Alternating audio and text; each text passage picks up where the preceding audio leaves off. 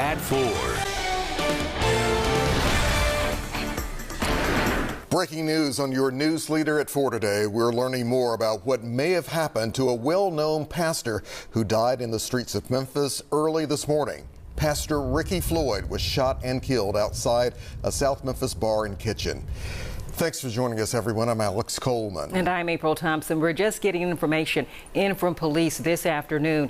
An affidavit says 3 people, including a woman who is now charged, got into an argument with Pastor Floyd.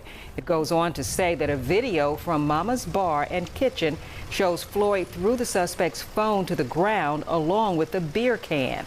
Now, police say he started to drive away but got out and walked toward her. Then she reportedly moved toward Floyd, and that's when police say he walked backwards away from her and then fell to the ground.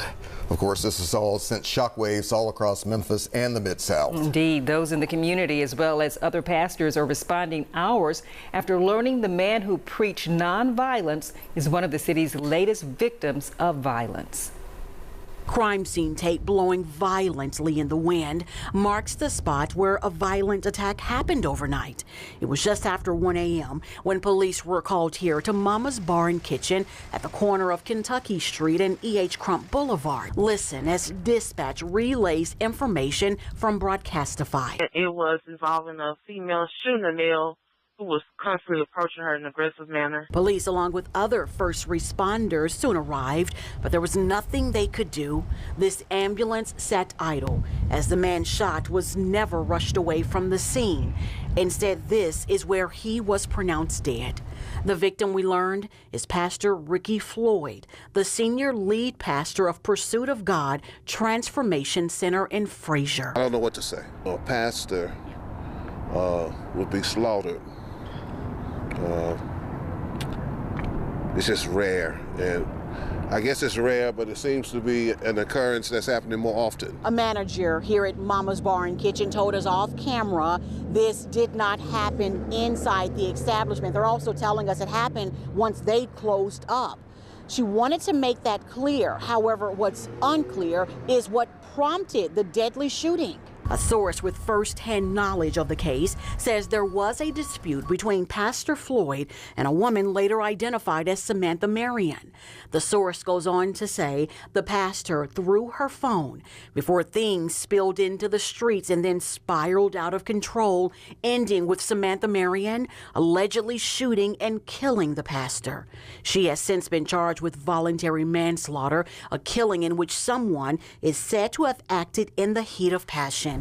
While police continue piecing together what happened, there's a community far and wide grappling with grief. To all of those in Memphis and Shelby County and throughout the country and throughout the world that had the chance to encounter this brother's life and ministry. So it's definitely a time to mourn. For your news leader in South Memphis, Jarita Patterson, WREG News Channel 3.